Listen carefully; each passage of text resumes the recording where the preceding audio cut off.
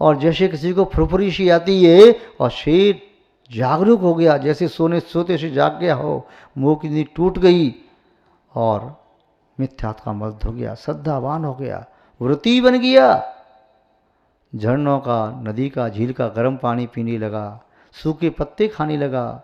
वह शेर मृत्यु को प्राप्त करके देवगति को प्राप्त हो गया। वहाँ से क्रमशः आते हुए वही शेर का जीव जो देवगति में गया था, वर्तमान कालीन तीर्थंकरों में से 24वें नंबर के तीर्थंकर भगवान महावीर स्वामी बने। महानुभाव। उपदेश यदि श्रद्धा से एक शब्द भी सुना है, रोहिणी चोरनी मुनि महाराज मंदिर में पाठ कर रहे थे, वह शब्द सुन लिया था, देवों की परछाई नहीं पड़ती, देवों के नेत्र टिमटिमाते नहीं हैं। और जब वह पकड़ा गया चोरी करते हुए तो उसके लिए कृत्रिम स्थान बनाया, जिससे वह बात सही बात कह दे कि हाँ मैं चोर हूँ, चोरी की है। किंतु शिव उपदेश याद आ गया। अभय कुमार ने जिस बुद्धिमानी से स्वर्ग का निर्माण कराया था, किंतु वह देखने लगा कि ये स्वर्ग के देव और देवियाँ नहीं हैं, इनकी तो पलक झपक रही है, इनकी तो परछाई पड़ रही है। वह कहता रहा मैंने चोरी नहीं की, मैं चोरी करना जानता नहीं, क्या चोरी होती है। तो आप स्वर्ग में आ गए हैं देव, बताइए आपने क्या किया अतीत में। मैंने तपस्या की, मैं तो साधर्मी हूँ, मेरा परिणाम बहुत शुद्ध है। बहुत पूछने पर भी नहीं बोला। बाद में अभय कुमार ने कहा मैं तुम्हें अभयदान देता हूँ, क्षमा करता हूँ, सत्य बोलो क्या है। मैं ही रोढ़ी चोर हूँ। तो सही क्यों नहीं बोला, आप मुझे प्राण दंड देते। फिर आपने कैसे जाना कि स्वर्ग नहीं है। मुनि महाराज के 2 शब्द कान में पड़े थे कि देवों की परछाई नहीं पड़ती और पलक नहीं झपकते। यद्यपि मैंने कान में उंगली लगाई थी, किंतु उसमें उंगली निकल गई, कांटा निकालते समय ये शब्द कान में पड़ गए। उन शब्दों से आज मेरे प्राण बच गए। अब इन्हें कहा कि मैं तुझे क्षमा करता हूँ, प्राण दंड नहीं देता, अब तू चोरी मत कर, मेरे राज्य में रह, राज की सेवा कर। उन्होंने चोर ने कहा क्षमा करें, मैं अब आपके राज्य में रहना नहीं चाहता, अब मैं आपके राज्य को भी प्राप्त करना नहीं चाहता, अब मैं तुम्हें उस परलोक का राज प्राप्त करना चाहता हूँ। भगवान महावीर स्वामी की पूरी वाणी को सुनूंगा, अपना कल्याण करूँगा। और उसने उन वचनों पर श्रद्धा की, अपना कल्याण कर लिया दीक्षा लेकर के। महानुभाव। आज भी यदि श्रोता श्रद्धापूर्वक 4 शब्द भी सुनता है, तब अपनी संकलितता को दूर कर सकता है, अपनी कसाई का समन कर सकता है, वे यथार्थ बोध को प्राप्त हो सकता है और वक्ता भी निर्लोभी हो। जिस वक्ता की आजीविका ग्रस्तों से चल रही हो, पैसे से चल रही हो, तो ऐसा वक्ता तो ग्रस्तों के अनुसार ही वचन बोलता है। किंतु जो निर्लोभी है, जिसके मन में कोई लालच नहीं, जिसके मन में अहंकार मान की भावना नहीं, जिसे ख्याति पूजा लाभ की भावना नहीं, ऐसा शुद्ध वक्ता ही श्रावक का, श्रोता का कल्याण करने में समर्थ होता है। आप भी उत्तम श्रोता बने, आत्म कल्याण को प्राप्त कर सकें, ऐसी हम आपके प्रति मंगल भावना भाते हैं। इन्हीं मंगल भावनाओं के साथ अपनी शब्द श्रृंखला को विराम देते हैं। जय बोलिए श्री शांतनाथ भगवान की, परम पूज्य आचार्य गुरुदेव श्री विद्यानंद जी महाराज की, अहिंसामय विश्व धर्म की, जैनम जयतु शासनम विश्व कल्याणकारकम, जैनम जयतु शासनम विश्व कल्याणकारकम। धर्म स्नेही सत श्रद्धालु यहाँ पर उपस्थित आप सभी भव्य वर पुंडरीक पुण्यात्मा महानुभाव,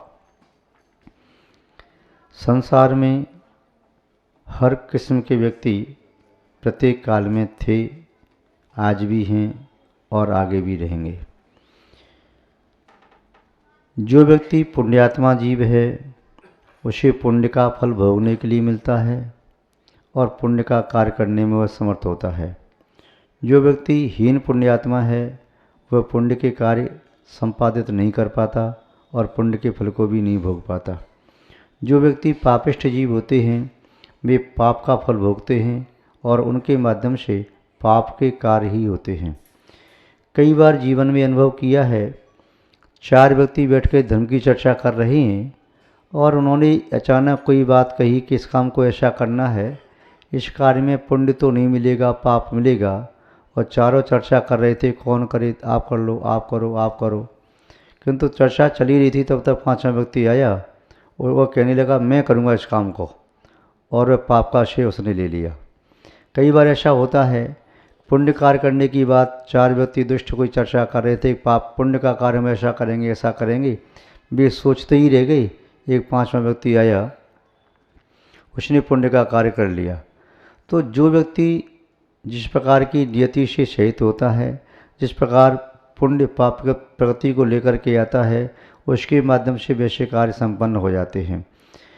अन्य व्यक्ति उस प्रकार के काम नहीं कर पाता। भला आदमी स्वप्न में भी बुरी काम नहीं कर पाता, बुरा आदमी स्वप्न में भी भला काम नहीं कर पाता। भले ही आदमी से अच्छे अच्छे काम होते चले जाते हैं, बुरे का आदमी से बुरे कार्य। कई बार नगर में देखा जाता है, अपने नगर में, मोहल्ले में, कॉलोनी में कोई विधान आदि हो रहा हो, प्रतिष्ठा हो रही हो, पंच कल्याणक आदि कुछ भी कार्य हो रहा है, वह पहले से सोच रहा है कि मैं ऐसा पात्र बनूंगा, किंतु जैसे ही उस कार्य को संपन्न होने का समय आया, घर में सूतक पातक हो गया, या घर में कोई और प्रतिकूलता हो गई, या स्वयं का ही श्वास प्रतिकूल हो गया, या कहीं और ऐसी विपत्ति आ गई कि वे व्यक्ति पुण्य का लाभ नहीं ले सका। दूसरी ओर ऐसा भी होता है, जो व्यक्ति सोच रहा था मैं क्या कर पाऊंगा, मेरे पास तो अनुकूलता है ही नहीं, घर में बीमारी पड़ी है और मेरे पास इतना अर्थ भी नहीं है कि मैं पुण्य का कार्य कर सकूं, किंतु संयोग वसात जब पुण्य के कार्य का समय आया तो उसके घर में अनुकूलता भी बन गई, और कहीं से अचानक ही ऐसा द्रव्य आ गया कि उसने उस पुण्य के कार्य में भाग ले लिया। महानुभाव, अजमेर में एक कार्यक्रम होना था। उस कार्यक्रम के लिए किसी नगर श्रेष्ठी कोई बड़े व्यक्ति से संकेत किया कि नहीं महाराज जी ने कि आप इसमें पात्र बन जाओ। वे नीचे मुंडी करके मोबाइल कान पर लगा करके बस चर्चा, मोबाइल आ नहीं रहा था किंतु दिखाने के लिए इस मोबाइल में व्यस्त है, लगा रहा। दूसरा व्यक्ति वह स्वयं खड़ा हुआ, जो बेचारा ठेले लगा करके फल बेचता था, उसने कहा मैं पात्र बनूंगा। तब मुझे वास्तव में लगा, पुण्य पाप उसे कहते हैं। एक ठेले पर रख करके फल बेचने वाला व्यक्ति किसी पुण्य के कार्य में पात्र बन सकता है, किंतु दूसरा व्यक्ति जो अपने आप को नगर शेठ भी कहे, किंतु उसे हुए पुण्य का अवसर प्राप्त नहीं हो पाया। आपने भी अपने जीवन में ऐसे कई उदाहरण देखे होंगे कि पुण्य का कार्य किस प्रकार व्यक्ति को प्राप्त हो जाता है और हीन पुण्यात्मा उसे वंचित रह जाता है, अथवा पूर्व के पुण्य के उदय से भी वह पुण्य का फल नहीं ले पाता। 1993 में पूज्य आचार्य श्री विमल सागर जी महाराज शंभे सागर जी में थे। 30-24 की रचना का कार्य चल रहा था। लगभग सब मूर्तियाँ पूरी हो गई थीं। उसमें एक मूर्ति अपने लुधियाना के एक महानुभाव थे, उनका नाम देना उचित रहेगा क्या, माना कि कोई महानुभाव थे, तो उन्होंने भी अपनी मूर्ति लिखा दी। अब वो यहाँ पर आए, निवास स्थान पर व्यापार में व्यस्त हो गए, बहुत अच्छा लाभ हुआ, किंतु मूर्ति की बात तो भूल ही गई। उसके उपरांत पुनः जब मूर्ति प्रतिष्ठा होने को आई तो कमेटी वालों ने फ़ोन किया, उन्होंने फ़ोन नहीं उठाया, पहुँचे भी नहीं। तभी दूसरा व्यक्ति कोई वहाँ का ही पश्चिम बंगाल के छोटे से गांव का वहाँ पर आया, तो उन्होंने कमेटी वालों से पूछा कि मूर्ति की बात है तो मेरा नाम लिख लो। आचार्य से आशीर्वाद लिया और जो मूर्ति की नौछावर राशि थी उसने नाम लिख दिया। बोले मैं कुछ पैसे तो अभी ले लो और कुछ मैं 2-3 दिन में घर जा कर के लेके दे दूँगा।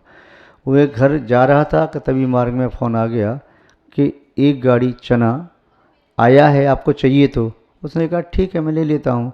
उसने फ़ोन से ही उसका सौदा कर दिया। घर पहुँचने के पहले ही एक दूसरा फ़ोन आया, एक गाड़ी चने की आवश्यकता है, आपके पास हो तो दे दो। उसने कहा ठीक है दे देता हूँ। उसने गाड़ी जाऊँगी तो अपने पास बुलाई भी नहीं, वहाँ से गाड़ी सीधी भिजवा दी। बीच में जो पैसा उसे मूर्ति की नौछावर राशि देनी थी उससे ज़्यादा प्रॉफिट उसे बीच में प्राप्त हो गया। वह घर गया भी नहीं, लौट करके पुनः घर जी आता है और मूर्ति की नौछावर राशि दे देता है। वह व्यक्ति बहुत बड़ा संपन्न नहीं था, सामान्य था, किंतु भावना प्रबल थी। ये व्यक्ति जो लुधियाना का था एसके, तो उसने बहुत बड़ा काम किया और उसने एक काम, उसका ऊन वगैरह का काम था, अचानक फैक्ट्री में आग लगी, बहुत बड़ा घाटा पड़ा। फिर रोता हुआ पहुंचता महाराज जी के पास, क्षमा मांगता है, महाराज जी मैं भूल गया, मूर्ति बोल के गया था। महाराज ने कहा देख भगवान के लिए जो बोला है तो उसको तुरंत पूरा करना चाहिए, और तूने फ़ोन भी नहीं उठाया और तू जब कमेटी वालों ने बुलाया तो आया भी नहीं। महाराज मेरा व्यापार बहुत चल रहा था, बहुत प्रॉफिट हो रहा था। बोले तूने पुण्य का संकल्प लिया तो व्यापार में लाभ हो रहा था और तू उसे भूल गया तो तेरे मन में भावना ही नहीं आई कि मुझे मूर्ति प्रतिष्ठा करानी है, कार्यक्रम हो रहा है, तेरी वजह से कम रुका हुआ है, तू आया भी नहीं, फ़ोन पर कुछ नहीं कहा, तो देख तेरा कोई पाप प्रति उदय आ गया, तो इसलिए तुझे उस प्रकार का ये लॉस हुआ है। महानुभाव, कई बार हमने जीवन में देखा है, और ये तो एक ही प्रकरण है, ऐसे सैकड़ों प्रसंग हैं जिसमें एक सामान्य व्यक्ति को पुण्य कार्य करने का अवसर प्राप्त होता है। कई जगह प्रतिष्ठाएं होती हैं, पंचकर्म के होते हैं, लोग पहले से मन बनाते हैं, मैं बनूंगा सौदामित्र, मैं बनूंगा माता पिता, मैं बनूंगा कबीर, मैं बनूंगा चक्रवर्ती, और जो पहले से कहते रहते हैं वे वास्तव में बन नहीं पाते, और जिन्होंने कभी सोचा नहीं उन्हें बनने का मौका प्राप्त हो जाता है। महानुभाव, संसार में जो आपको बता रहे थे, संसार में बुद्धिमान भी हैं तो मूर्ख भी हैं, संसार में सुंदर भी हैं तो कुरूप भी हैं, संसार में यदि कोई व्यक्ति पुण्यवान है तो पापी जीव भी हैं, संसार में उपकारी हैं तो अपकारी भी हैं, सब प्रकार के जीव संसार में रहते हैं। ज्ञानी पुरुष के मस्तक पर कोई तिलक नहीं होता, ज्ञानी पुरुष के हाथ में कोई कमल के फूल नहीं खिलते, ज्ञानी पुरुष का शरीर कोई सुगंधित युक्त नहीं होता, एक जैसे होते हैं। और मूर्खों के सिर पर सींग नहीं होते, जिससे मूर्ख और ज्ञानी की पहचान की जा सके। व्यक्ति के व्यवहार से ही मालूम चलता है कौन व्यक्ति ज्ञानी पुरुष है, कौन व्यक्ति अज्ञानी है, कौन व्यक्ति शिष्ट है, कौन दुष्ट है, कौन व्यक्ति सदाचारी है, कौन व्यक्ति कदाचारी है, कौन व्यक्ति पुण्यात्मा है, कौन व्यक्ति पापी है, कौन व्यक्ति परभ्रम में सुख और शांति सुगति को प्राप्त कर सकता है, कौन सा दुख दुर्गति को प्राप्त कर सकता है। ये उसकी बाह्य क्रियाओं से ही मालूम चलता है। नीतिकारों ने एक श्लोक कहा है कि मूर्ख कौन होता है, तो उसके संबंध में 5 बातें बताईं, वो 5 बातें आपको भी हम बताते हैं।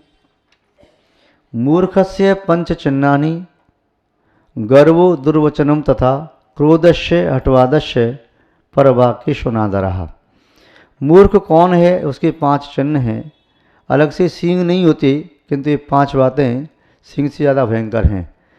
सींग मारने वाले बैल और भैंसा संभव है वह सींग मारे, फिर भी व्यक्ति सींग से बच जाए, आगे पीछे हो जाए तो, किंतु मूर्ख व्यक्ति जब चोट करता है तो प्राय करके अच्छे अच्छे बुद्धिमान भी उसके जाल में फंस जाते हैं।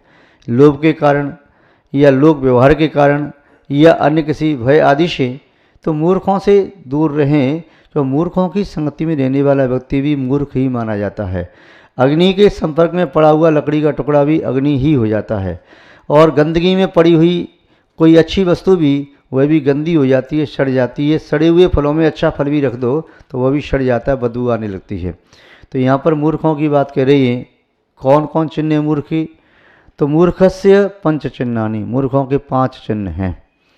गर्वो दुर्वचनम तथा, मूर्ख वह है जो अपनी उपलब्धि पर अहंकार करता है, गर्विष्ठ है। मूर्खों में 3 प्रकार का गर्व होता है, एक तो रसगारव, एक रिद्धिगारव, एक शातगारव। रसगारव का अर्थ होता है जिस व्यक्ति को अच्छा खाने के लिए मिले तो घमंड आता है, वाह मुझे इतना अच्छा खाने के लिए मिलता है, मुझे तो ऐसा लगता है जैसे राज जैसे भोग मिल रही हों, मैं बहुत पुण्यात्मा हूँ, किसी के पास ऐसा भोजन कहाँ से आया। तो जो व्यक्ति अपने पुण्य के उदय से अच्छा भोजन मिल रहा है उसका घमंड करता है, वह मूर्ख है।